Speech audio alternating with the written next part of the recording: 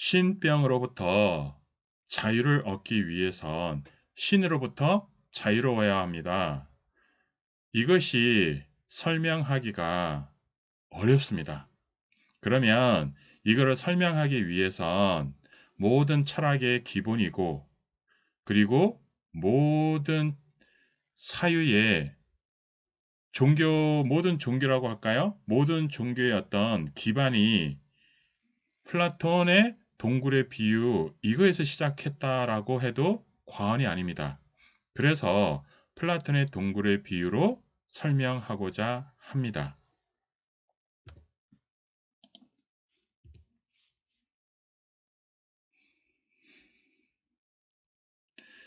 플라톤의 동굴의 비유를 요약하면 인간은 죄인으로서 동굴 안에 갇혀 빛의 그림자인 벽만을 바라보는 죄인들입니다. 여기에서 동굴의 비유를 통해서 설명하고자 합니다. 그래서 신의 종으로 동굴 안에 갇혀 빛의 그림자인 거짓과 허상만을 바라보는 죄인들입니다. 진실을 바라보지 못하죠.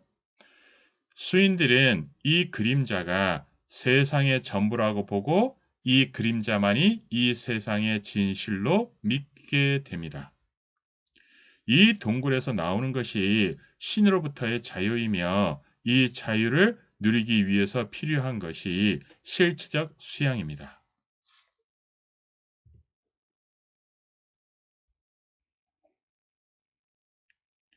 그러면 시작해 보겠습니다. 동굴 비유의 첫 시작은 동굴 안에 갇혀 목도 못 움직이게 고정되고 오직 벽만을 바라보는 죄인들이 있다라는 가정에서 시작합니다. 이 수인들의 뒤에 천장에는 불이 타고 있고 이 불로 인해 그림자가 생깁니다. 수인들은 오로지 이 그림자밖에 볼 수 없게 됩니다. 태어나서부터 계속해서 이 그림자만 보게 되니 죄인들은 이 그림자가 세상의 전부라고 알고 있습니다. 그러므로 이 그림자만이 이 세상의 진실로 믿게 됩니다.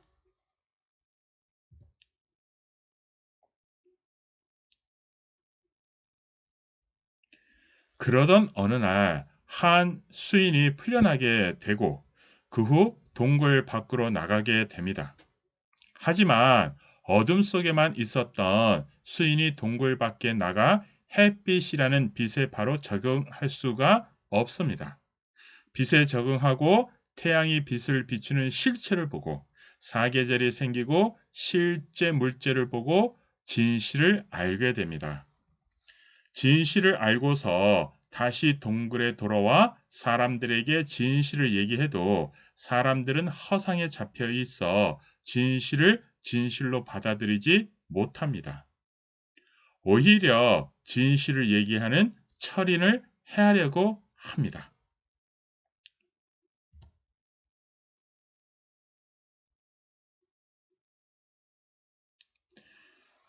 이 사진을 보면 이 그림이라고 할까요? 이 그림을 보면 동굴 속에서 이 수인들은 묶여서 움직이지 못합니다. 그리고 뒤에 동굴에서 비춰지는 빛에 의해서 보여지는 그림자만 보게 되어 있습니다. 그 그림자가 진실이라고 이 시인들은 믿고 살고 있습니다. 지금 신의 종으로서 그 신의 종이 비춰주는 허상을 진실로서 믿고 있는 인간의 모습이라고 할 수 있습니다.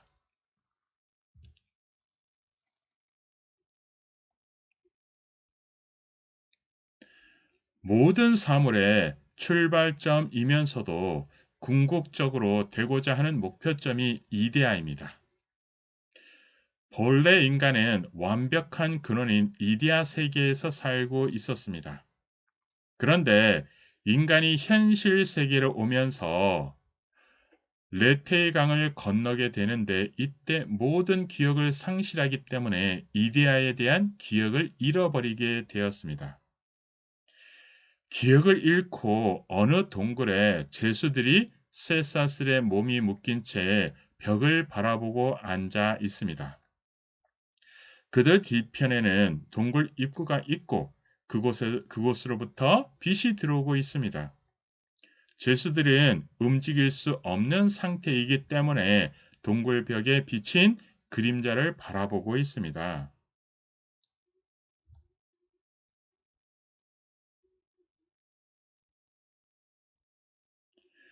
죄수들은 그들 눈에 보이는 그림자가 세상의 전부인 것으로 알고 있습니다.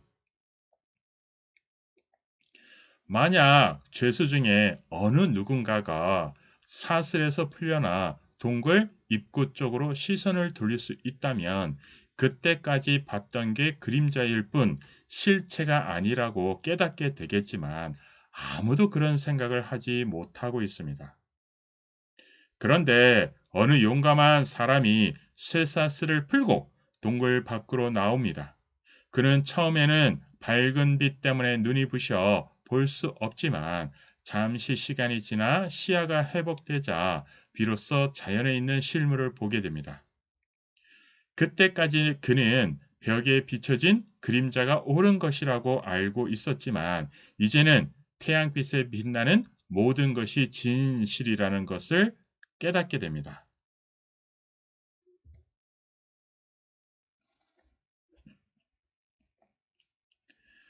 특히 눈부신 태양이야말로 사계절과 자연의 변화를 만드는 원인 제공자임을 알게 됩니다. 이 죄수는 동료들을 구하기 위해 동굴 안으로 다시 들어갑니다. 어둠이 익숙해질 때까지 일정한 시간을 거친 후 밖으로 나가자고 죄수들을 설득하지만 그들은 현실에 안주할 뿐 움직이지 않습니다. 심지어 밖에서 들어온 죄수에게 해를 입히기까지 합니다.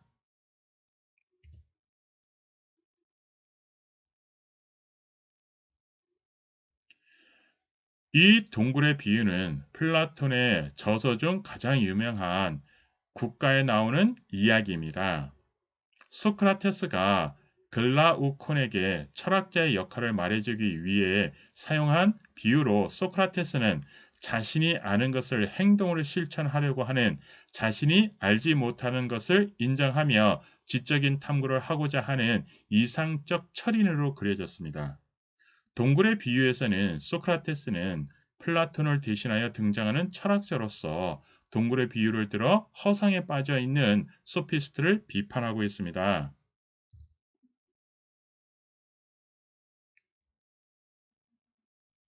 그의 철학은 고대 철학자들인 피타고라스, 파르메니데스, 헤라클레이토스 등의 영향을 받았으며 플라톤과 아리스토텔레스 그리고 후대 서양 철학자들의 사상에 흐르는 가장 중요한 관점은 세상을 들로 나누는 이원론입니다.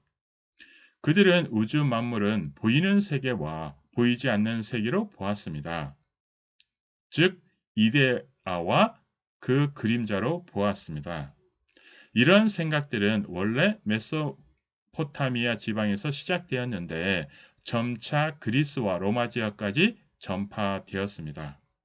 그리스 신화에는 떨어지면 고난을 겪어야 하는 타르타로스와 이상향의 세계 엘리시온이 있었습니다. 이는 서양 철학뿐만 아니라 종교에도 반영되어 선과 악을 구분하고 지옥과 이상향으로 가기 위한 사람들의 수양을 강조하는 사상으로 발전했습니다. 실질적으로 이데아와 그 그림자로 보는 이 사상이 모든 종교에 영향을 미쳤다고 생각하면 됩니다. 그리고 이것이 실제로 사실이라고 보면 됩니다.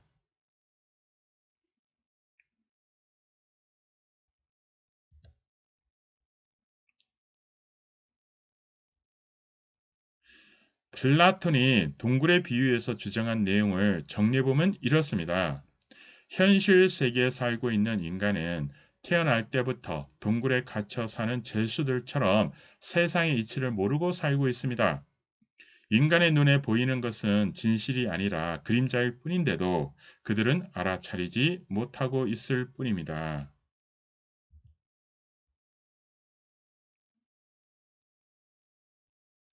그런데 쇠사슬에 풀려난 죄수가 동굴 밖에 나와서 보는 것이 바로 이데아의 세계입니다. 이데아를 볼 수 있는 사람은 쇠사슬을 풀고 어둠에서 밖으로 나오려는 노력을 한 철인뿐입니다. 철인이 되기 위해서는 어둠에서 밝음으로 가는 변화의 과정이 필요합니다. 근데 인간을 들여다보면 인간은 모두 신의 종입니다. 신의 속박인 신의 쇠사슬에 묶여 있습니다. 그러면 신의 쇠사슬인 이 속박을 풀 수 있는 사람은 단 한 명밖에 없습니다. 최초 사람입니다. 그 최초 사람이 바로 기광입니다. 그래서 기광이 그 쇠사슬을 풀고 어둠에서 밖으로 나온 최초의 인간입니다.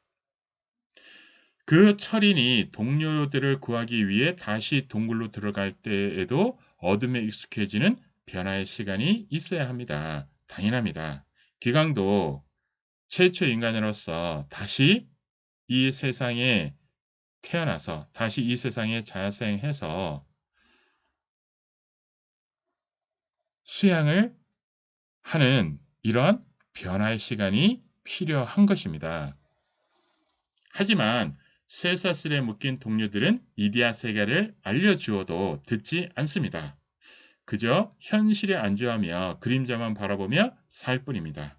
마찬가지입니다. 지금 기광이 진실을 알려주어도 사람들이 진실을 모르고 현실에 안주하며 그림자만 바라보고 살고 있을 뿐입니다.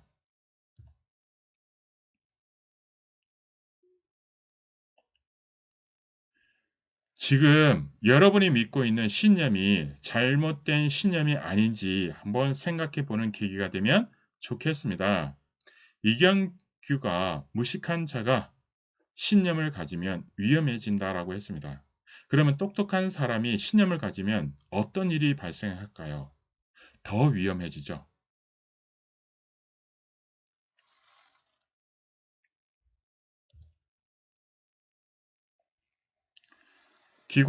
최초 인간 기광은 허상인 신의 종에서 벗어났습니다.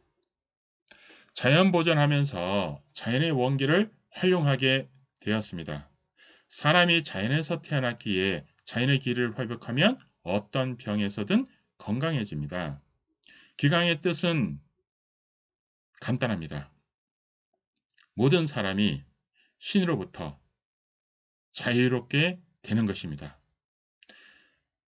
모든 인간이 신의 종에서 벗어나 자유로워지는 것입니다. 모든 인간이 신이 준 병에서 건강해지는 것입니다.